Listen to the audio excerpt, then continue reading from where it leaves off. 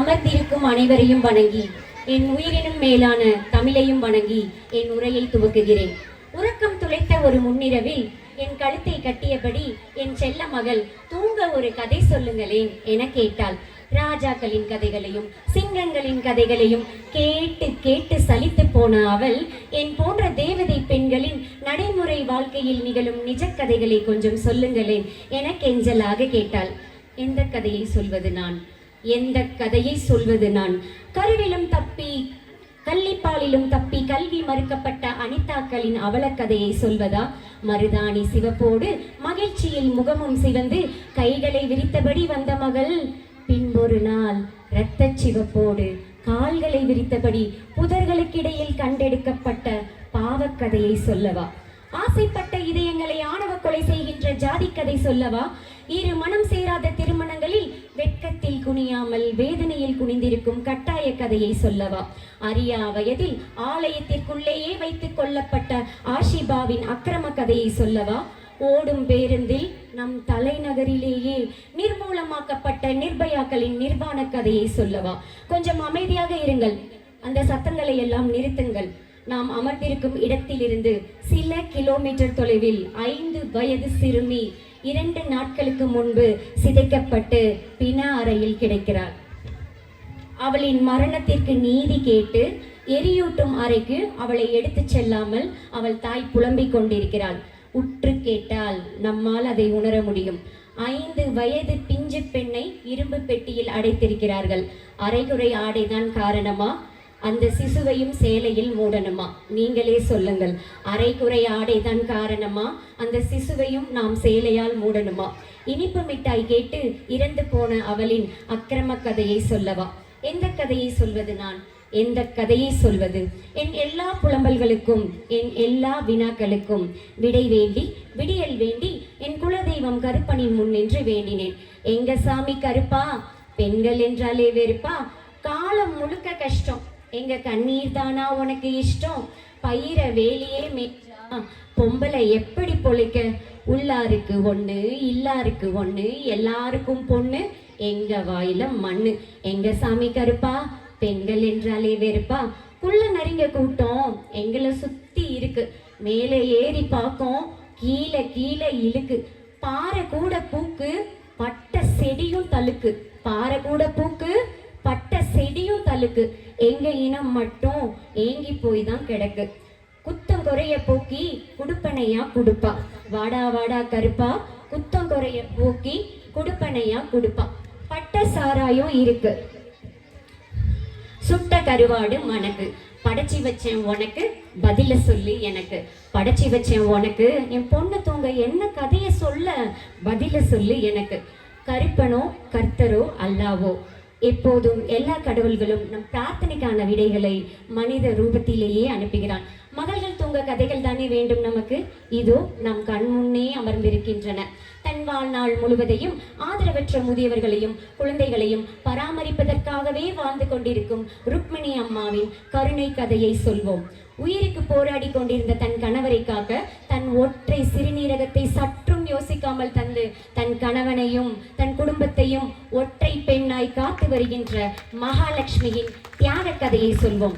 வளர்ந்து வரும் தொழில்நுட்பத்தையும் இணையதளங்களையும் சரியான வழியில் பயன்படுத்தினால் வாழ்வில் முன்னேற்றத்தையும் புகழையும் அடையலாம் என இளைய தலைமுறைக்கு முன்னுதாரணமாய் விளங்கும் கீதா லட்சுமியின் வெற்றி கதையை சொல்வோம். கல்வி மட்டுமே ஒருவர் வாழ்வில் கட்டாயம் ஏற்றத்தையும் மாற்றத்தையும் கொண்டு வந்து தரும். அந்த கல்வி சரியான முறையில் அனைவருக்கும் சென்று சேர வேண்டும் என ஓடிக்கொண்டே இருக்கும் சுமா யாதவின் கற்பித்தல் கதையை சொல்வோம்.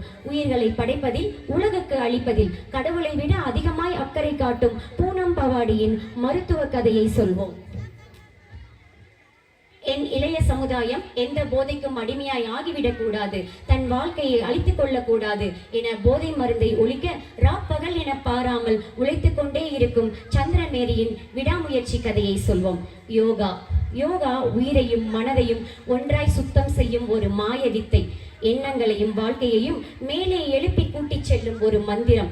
இயந்திரமாய் போய்விட்ட வாழ்வில் மனிதனை உயிர்ப்புடன் வைத்திருக்க காலத்தின் கையில் இருக்கும் கடைசி ஆயுதம் யோகா மட்டுமே.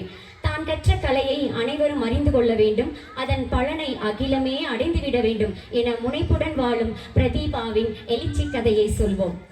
22 வருடங்களாய் மகப்பேறு மருத்துவத்தில் நிபுணராய் பணியாற்றி 2000த்திற்கும் மேற்பட்ட குழந்தைகள் இந்த பூமியில் சிரித்தபடி முத்தமிட காரணமாயிருந்த ரெக்கையில்லா தேவதை பெண் மெர்சியின் உழைப்பு கதையை சொல்வோம். அரசியல் என்பது பெண்களுக்கு எட்டா கனி என்ற நிலையை மாற்றி நம் கண் முன்னே அதிகாரத்தில் அமர்ந்திருக்கும் மமதாக்களின் ஆட்சி கதையை சொல்வோம். என் வினாக்களுக்கு விடையாய், வேண்டுதல்களுக்கு வெற்றியாய், பரிகாரங்களுக்கு பரிசாய், புலம்பல்களுக்கு போர்வையாய், என் தவத்திற்கு வரமாய், என் மகள் கேட்ட கதைக்கு காவியமாய், கட்டுரையாய் நீங்களும் உங்கள் வெற்றி கதைகளும்.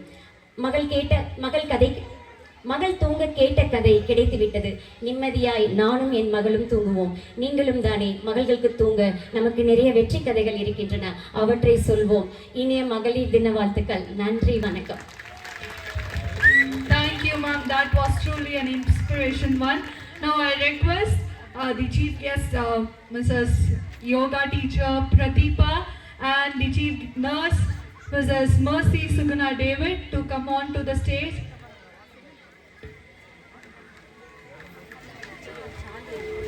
Here is a quick announcement. Pre-KG parents, there are only 3 programs left. Please be patient. After the 3 programs are completed, we'll give the kids to you.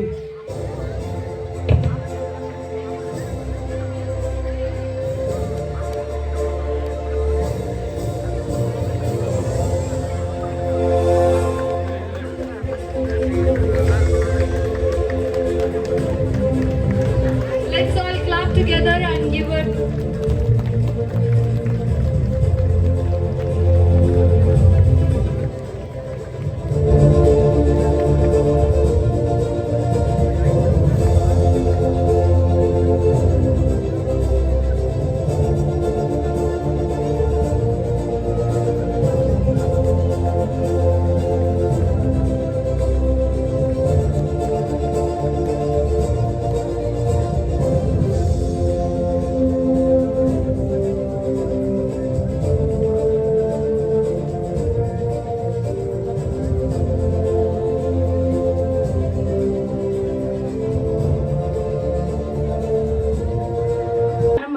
வச்சுக்கிட்டு இன்னும் அது கூப்பிட்டு என்னை பெருமைப்படுத்துறது ரொம்ப சந்தோஷமாக இருக்குது.